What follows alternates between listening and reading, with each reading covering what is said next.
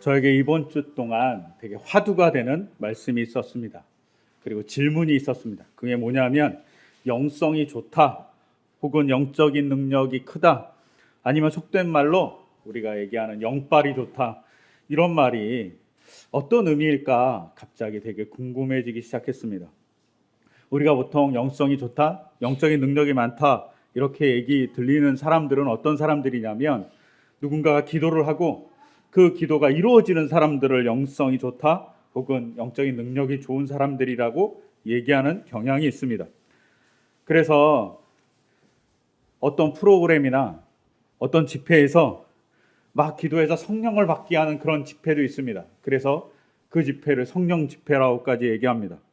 또는 어떤 사람이 영적인 프로그램을 막 운영해갖고 아말가민 치아가 금이로 바뀌었다는 그런 놀라운 기적을 일으킨다는 소문도 막 퍼뜨리면서 영적인 능력을 행하는 것이 있다. 영적인 능력을 행하는 목사가 있다. 혹은 영적인 능력을 행하는 집회가 있다라는 이런 이야기를 통해서 영적인 능력에 대해서 이야기합니다. 근데 저는 가끔 궁금합니다. 목사가 얼마나 뛰어난 능력을 가졌다면, 얼마나 뛰어난 능력을 가지면 이런 일이 일어날까? 혹은 정말 목사를 통해서 하나님이 이런 일을 일으키는 것일까? 아니면 정말 기도를 많이 하신 분들을 통해서 이런 일을 일으키시는 걸까? 되게 궁금할 때가 있습니다. 그리고 가끔은 이런 일을 하기 위해서 어떤 영적인 능력을 가졌다고 하는 분들은 퍼포먼스를 통해서 뭐 자기 손에서 영적인 능력을 행하든지 아니면 자기의 기도를 통해서 엄청난 능력을 행하는 것 같은 퍼포먼스를 보여주기도 합니다.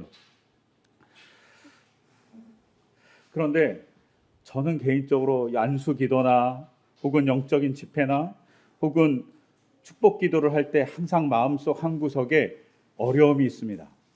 목사가 뭐길래 이걸 할 수 있을까라는 대단히 껄끄러움이 있습니다. 그래서 꼭 목에 가시가 있는 것처럼 이것을 어떻게 내가 이해해야 되나 항상 고민하다가 제가 이 고민에 많은 해결점을 얻었던 사건이 하나 있습니다.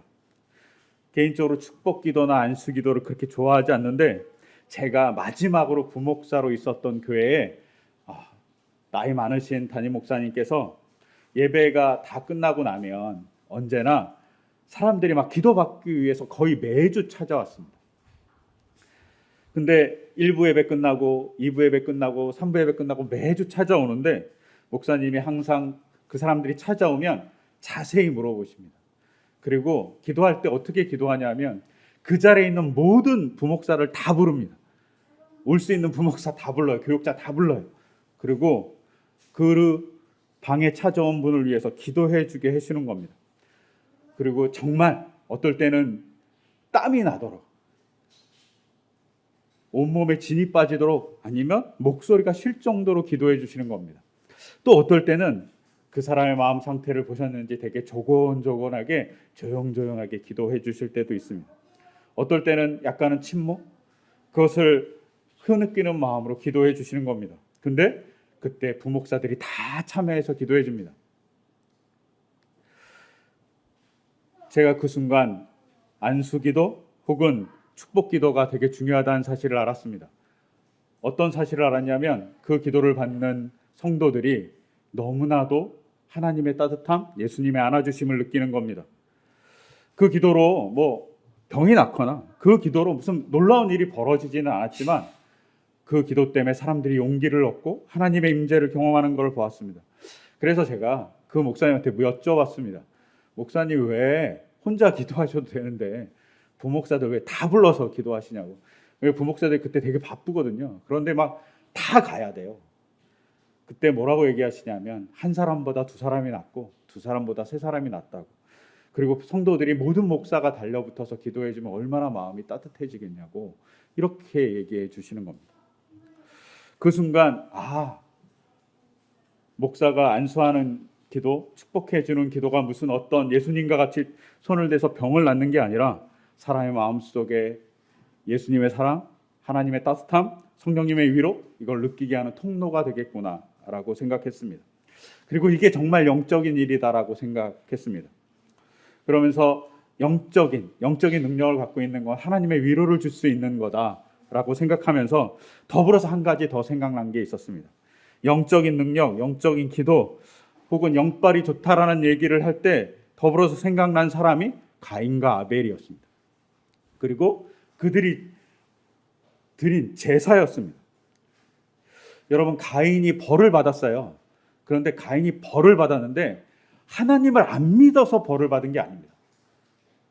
하나님에게 제사를 드리다가 벌을 받아요. 잘못 드려서. 심지어 여러분, 가인이 하나님이 자기 제사를 기뻐하지 않았다는 것, 받지 않았다는 걸 압니다. 하나님이 아벨의 제사를 받은 것을 알고 하나님이 가인의 제사를 받지 않았다는 사실을 안다는 겁니다. 여러분, 하나님께서 제사를 받았다라는 히브리어가 와이이샤입니다. 와이이샤는 그냥 눈여겨보다 혹은 인정하다 이런 뜻이에요. 그러니까 하나님이 그 사람이 바친 제사를 인정하는지 인정하지 않는지 가인과 아벨은 알았다는 거죠. 근데 어떻게 인정하셨을까요? 어떻게 그들은 하나님이 인정하는 걸 알았을까요? 이것에 대해서 성경은 나오지 않아요.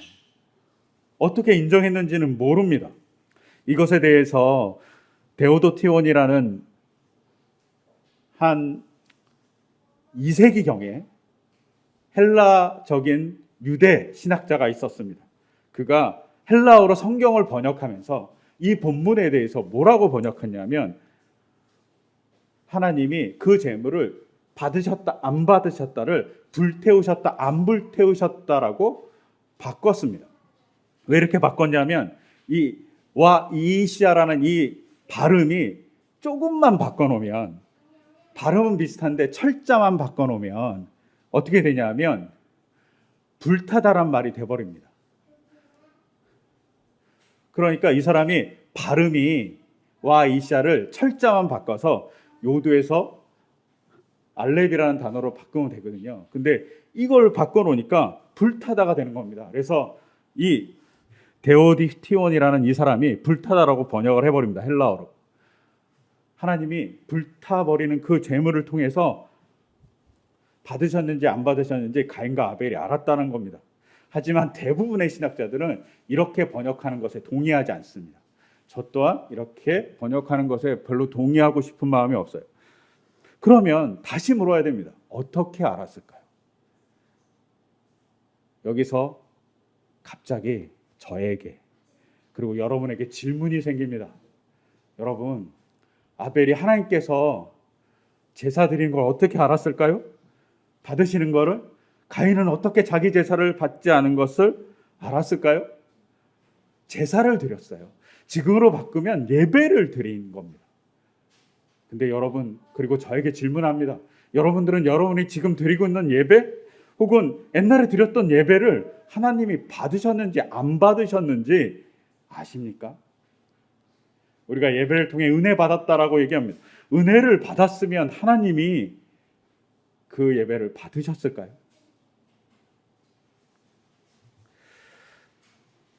하나님이 왜 가인과 아벨의 제사를 받았는지 안 받았는지도 정확하게 나오지 않아요. 그런데 이것에 대해서 히브리서 오늘 읽었던 11장 4절은 믿음으로 아벨은 가인보다 더 나은 제물을 하나님께 드렸습니다라고 얘기합니다. 즉, 이 히브리서대로 얘기하면 믿음으로 아벨은 제사를 드렸고 가인은 믿음 없이 제사를 드렸습니다. 그런데 믿음 없이 드린 가인의 제사도 가인은 하나님이 받는지 안 받는지 알았다는 겁니다. 너무 놀랍지 않습니까? 우리는 모르는데요.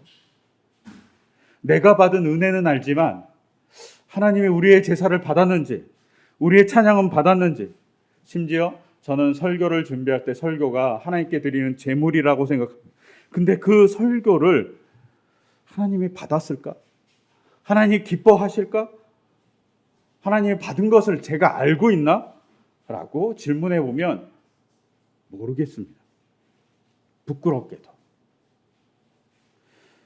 여러분, 저는 개인적으로 설교를 할 때 성도들이 아멘이라고 답할 때 가끔은 무서울 때가 있습니다. 왜냐하면 목사들끼리 이런 얘기를 할 때가 있습니다. 성도들이 듣기 원하는 말씀을 할 때 성도들이 은혜 받았다고 얘기한다. 하나님의 얘기를 할 때 은혜 받았다고 얘기하는 게 아니라 성도들이 듣기 원하는 말씀을 전했을 때 은혜 받았다고 얘기한다. 그 사람의 포커스가 맞춰지는 거죠. 하나님께 맞춰지는 게 아니라. 근데 그 사람의 포커스가 맞춰졌을 때 아멘하면 가끔 화들짝 놀랄 때가 있습니다. 내가 하나님의 이야기를 하는지 아니면 인간을 향해서 얘기하는지 모를 때가 있기 때문입니다. 그리고 그 말씀을 아무리 인간을 향해서 하더라도 하나님이 기뻐하는 말씀인지 모를 때가 많기 때문입니다. 여러분, 영적이라는 것은 그것을 아는 거죠. 우리는 어쩌면 그렇게 가인이 나쁘다고 얘기하지만 가인이 하나님이 자기 제사를 받는지 안 받는지 그 정도로 아는 것만큼도 못한 우리의 실정이라는 거죠. 그럼에도 불구하고 여기서 우리가 봐야 될 건 그러면 영적인 것이 무엇이냐는 겁니다. 아벨은 되게 영적인 사람이었고 가인은 영적이지 않은 사람입니다.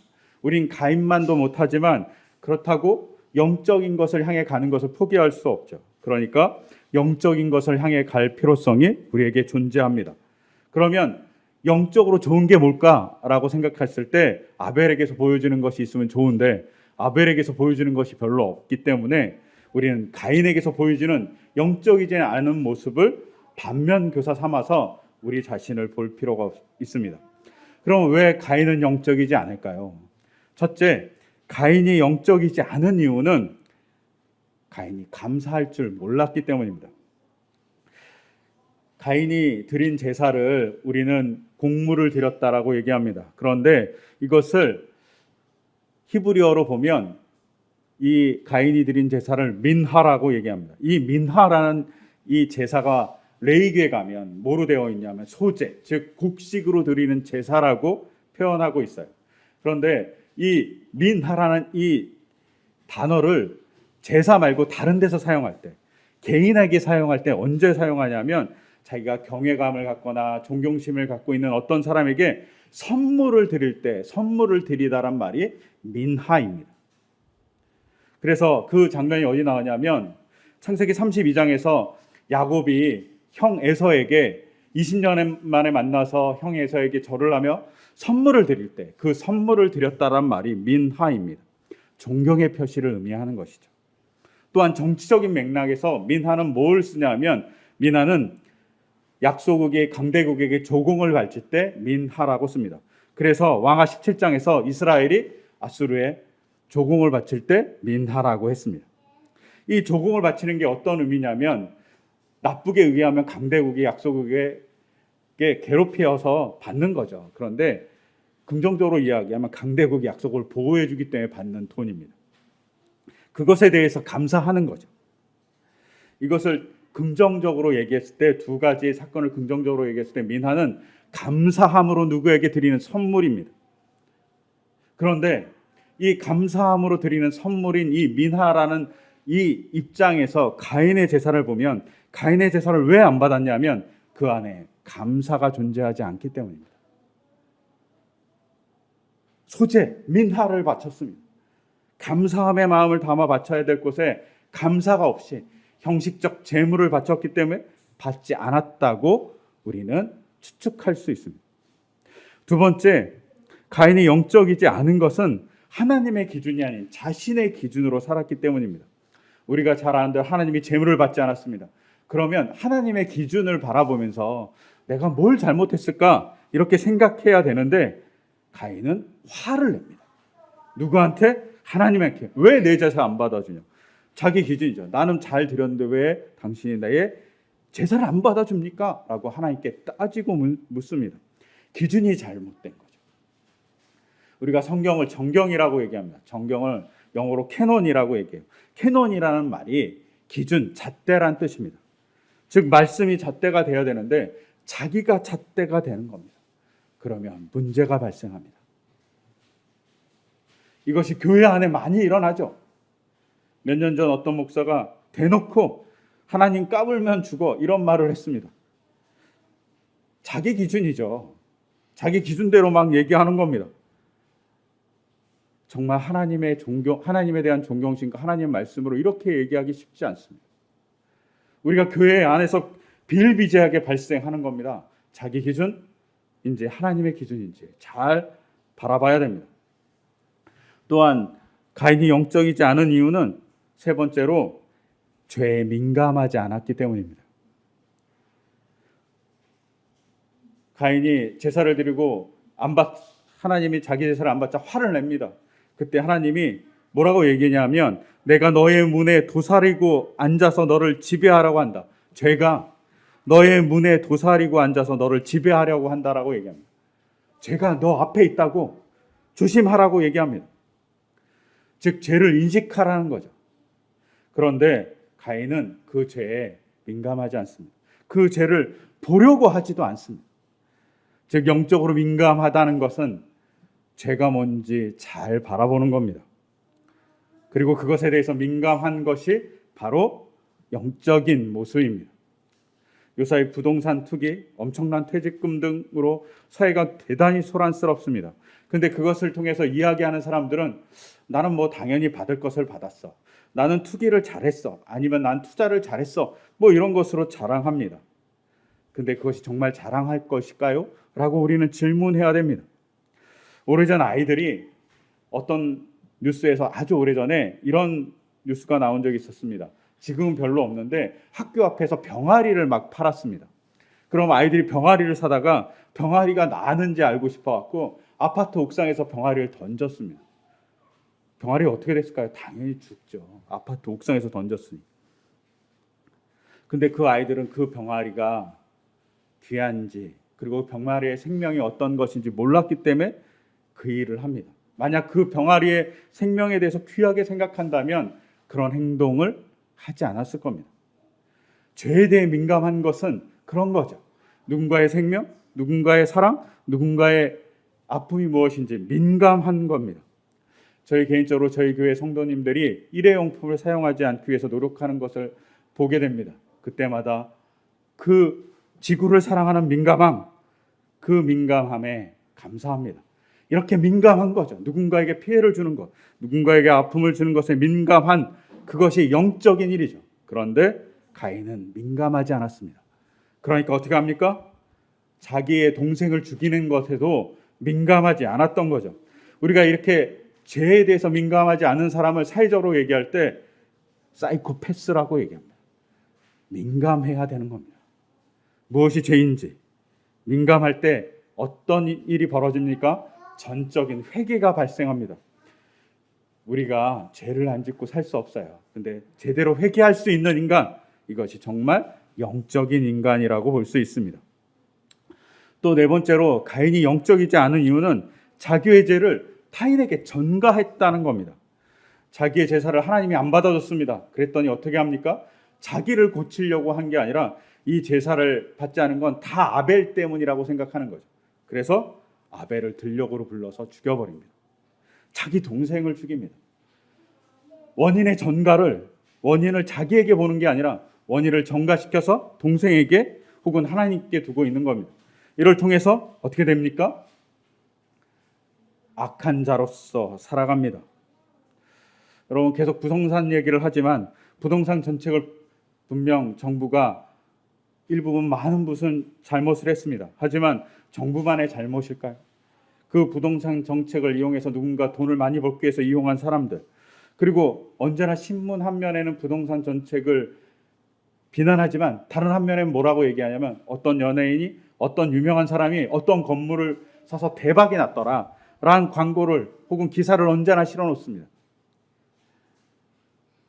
스스로 모순되죠. 그런데 이런 것을 자꾸 장려하는 그 문화 속에 우리는 죄의 전가를 합니다. 저 사람만 잘못하고 우리는 다 괜찮아. 그렇지 않습니다. 어떤 사건이 일어날 때는 많은 원인들이 모여서 일어납니다. 근데 우리는 어떻게 하냐면 그 많은 원인들을 고칠 생각을 하지 않고 마녀 사냥을 합니다. 가인도 마녀 사냥을 하는 거죠. 누구한테? 약자인 아벨한테 마녀 사냥을 합니다. 이것이 경건하지 못한 것이죠. 영적인 사람들은 여러 가지 원인들을 다 볼 수 있는 눈을 갖는 사람을 말합니다. 사회적인 문제가 왜 일어나는지, 우리의 아픔이 어디서 일어나는지 잘 보는 것이 중요합니다. 또한 가인이 영적이지 않은 이유는 거짓말을 한다는 겁니다. 하나님께서 가인에게 나타나셔서 이렇게 얘기합니다. 너의 아우 아벨이 어디 있느냐? 이렇게 물어봅니다. 그러자 가인이 뭐라고 얘기하냐면 모릅니다. 제가 아우를 지키는 사람입니까? 라고 얘기합니다. 이 당시가 가인이 아벨을 죽인 이후입니다. 그리고 땅에 묻어버린 사건입니다. 그는 뻔뻔하게 거짓말을 합니다. 영적으로 어두웠다는 것은 거짓말을 서슴없이 한다는 것이죠. 제가 요새 많이 느끼는 건 가짜뉴스가 너무나도 많이 유포되는 이 모습 속에 우리가 어쩌면 영적으로 어두운 세상에 살고 있는 일인지 모르겠다라고 생각합니다. 영적으로 어두운 것은 거짓으로 점철됩니다. 여섯 번째로 가인이 영적이지 않은 이유는 책임감이 없다는 겁니다. 가인이 범죄를 하고 하나님께 벌을 받습니다. 그러면서 땅이 곡식을 내지 못할 거라고 얘기합니다. 그래서 너는 땅이 효력을 잃었기 때문에 유리하게 될 거라고 얘기합니다. 이것에 대해서 그 땅의 파괴에 대해서 미안함과 책임감을 느끼지 않습니다. 단지 뭘 하냐면 하나님 제가 이렇게 유리하게 되면 너무나도 힘듭니다. 저를 좀 보호해 주세요. 그래서 자기의 표를 받습니다. 가인의 표. 어디다 받았는지 모르지만 자기의 보호의 표를 받지만 자기가 땅을 파괴한 것, 자기의 범죄 때문에 땅이 효력을 잃어버린 것에 대해서는 책임감을 갖지 않고 그것에 대해서 아파하지도 않습니다. 영적이지 않은 사람은 책임감 그리고 자기의 결과물에 대한 아파함이 사라진 사람이라고 볼 수 있습니다. 더불어서 맨 마지막으로 영적이지 않은 이유는 그가 하나님의 말씀을 따르지 않았기 때문입니다. 가인이 유리할 거라고 얘기합니다. 그러면 그는 유리하면서 돌아다니면서 살았어야 될 사람입니다. 그런데 그가 어떻게 합니까? 그의 아들을 낳고 성을 짓습니다. 에녹성이라. 여러분 여기서 성이라는 것, 도시라는 건 어떤 거냐면 고대 사회에서 도시는 성벽이 존재하는 마을입니다. 성벽이 없으면 도시가 아닙니다. 성벽을 지은 것이죠. 성벽이라는 게 뭡니까? 자기 스스로 보호하고 자기 스스로 그 울타리를 만든 겁니다. 하나님은 없는 겁니다. 하나님이 너는 떠돌이가 될 거라고 얘기하고 그것을 통해서 사람들에게 하나님의 역사에 대해서 증언하고 그래야 될 그가 어떻게 하냐면 보호 장벽을 만들고 하나님의 명령을 거부하고 심지어 성벽을 세워서 하나님께 도전합니다. 이것이 영적이지 않은 그의 모습인 거죠. 그러면서 이렇게 얘기합니다. 그의 후손들이 뭐라고 얘기합니까? 나를 상해하면 7족을 멸하겠다고 얘기합니다. 이 7배로 멸하겠다는 말이 7족을 멸한다는 거예요. 나를 상해하면 7족을 멸하겠다 이런 얘기를 합니다. 심지어 라멕이라는 사람은 어떻게 얘기하냐면 77배를 멸하겠다고. 이 7족을 멸한다는 게 얼마나 큰 거냐면 우리가 역적이 있으면 조선시대에 3대를 멸합니다. 근데 이 3대보다 더 큰 7대를 멸하겠다라는 겁니다. 그 정도로 그들은 폭력을 양산하고 있습니다. 하나님을 두려워하지 않는 거죠. 하나님의 명령대로 살지 않는 모습이 이들 안에 존재합니다. 영적이지 않은 모습인 거죠. 즉 영적이려면 어떻게 됩니까? 가장 먼저는 우리가 감사할 줄 아는 삶을 살아가는 것이 중요합니다. 그리고 영적인 사람은 그 기준이 하나님에게 있는 사람인 거죠. 영적인 사람은 죄에 민감하고 영적인 사람은 자신의 죄가 있다면 그것을 타인에게 전가하지 않는 사람입니다. 또한 그 사람은 거짓말을 하지 않으며 그리고 책임감을 느끼고 하나님의 말씀을 지키기 위해서 분투하는 사람이 영적인 사람입니다. 이런 사람을 향해서 오늘 우리가 읽었던 복음서는 어떤 사람과 같다고 얘기하냐면 어린아이와 같다고 얘기합니다. 오늘 누가복음 18장 17절을 보면 내가 진정으로 너희에게 말한다. 누구든지 어린아이와 같이 하나님의 나라를 받지 않는 사람은 하나님의 나라를 받아들이지 않는 사람은 거기에 들어가지 못한다라고 얘기합니다. 하나님의 나라를 받아들이는 겁니다. 가인은 하나님의 명령을 어린아이 같이 받아들이지 않습니다. 자기 마음대로 자기 기준대로 생각하는 거죠. 그러니까 하나님 나라에 들어가지 못한 사람이 된 것이죠. 또한 하나님을 의지하는 사람이 어린아이 같은 모습이라면 가인은 스스로 도시를 세워서 의존하지 않는 자로 존재합니다. 또한 어린아이는 우리가 잘 아는 대로 자기의 잘못을 수긍하고 고치려 합니다. 어린아이는 배우는 자로서 존재합니다. 그런데 배우는 자로서 존재하지 않을 때 어려움이 발생합니다. 그리고 어린아이는 법을 어른보다 잘 지키죠. 제가 하루는 저희 아이하고 같이 이렇게 교회 앞에 횡단보도를 좁은 도로의 횡단보도를 건넜습니다. 저는 그냥 신호등 무시하고 건넜는데 저희 아이가 신호등 무시하고 걷는 다음에 저한테 이렇게 얘기했습니다. 처음으로 저희 아이가 저한테 뭐라고 그러냐면 아버지가 창피해요 이렇게 얘기한 겁니다. 왜냐고 그랬더니 신호 무시하고 걸어서 창피하다는 겁니다. 그 얘기를 듣고 아이는 법에 충실하다는 사실을 알았습니다. 저는 그냥 좁은 도로에 신호등이 생긴 것이 조금은 불합리하다고 생각하기 때문에 그 좁은 도로는 신호를 무시해도 된다고 생각했는데 아이는 그렇지 않은 겁니다. 그 도로가 좁은 도로라 할지라도 법을 지켜야 된다고 얘기하는 거죠. 그 순간 아이에게 배웠습니다. 법을 지키는 것이 중요하다는 사실. 그러면서 저희 집 앞에 아주 더 좁은 도로가 있는데 최근 들어서 신호등이 그 좁은 도로 한 20m도 안 되는 그 길이에 신호등이 한 10개 생겼어요. 근데 그 신호등이 생기니까 사람들이 어떻게 하냐면 너무 불편해하는 거예요. 그래갖고 대부분의 사람들이 신호를 무시하고 맨날 다녀요. 근데 저희 아이가 법을 지켜야 된다는 그 얘기가 그 신호등에만 가면 생각이 나요. 그래서 언제나 그냥 신호가 바뀔 때까지 서 있어요. 보행자 지나가면 보행자 신호를 건너고 최대한 아이의 얘기를 생각해보면서 지나가려고 합니다. 법을 지키려 했다는 거죠. 어린아이들은.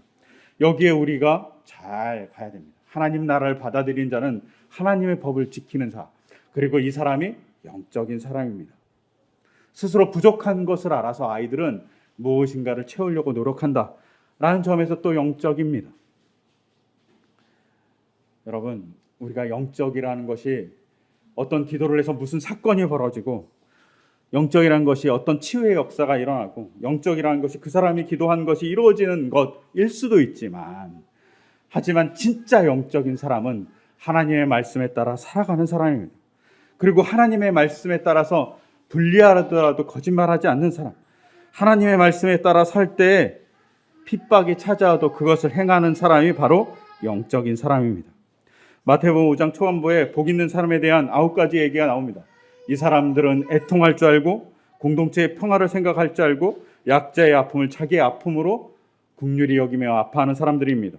덜 소유하고 바름이 무엇인지 고민하면서 바른 것을 위해서 분투하는 사람, 그 사람이 바로 영적인 사람입니다.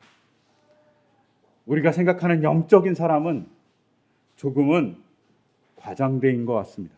하지만 진짜 영적인 사람은 하나님의 말씀에 따라 살기 위해서 분투하는 사람이 바로 영적인 사람입니다.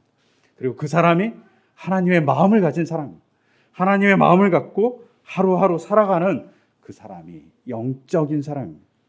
그리고 그 사람이 세상을 영적으로 만들 수 있습니다. 그런 영적인 사람이 우리가 되기를 소망하면서, 그리고 우리가 가인보다 그리고 아벨과 같이 영적인 민감함을 가져서 하나님께 우리가 드리는 제사가 받아들인지 알 수 있는 그런 사람이 되기를 간절히 소망하면서 이 시간 제가 기도하겠습니다. 같이 기도하겠습니다. 하나님 아버지, 우리가 영적인 사람이 되고자 합니다. 영적인 능력을 가진 사람이 되고자 합니다.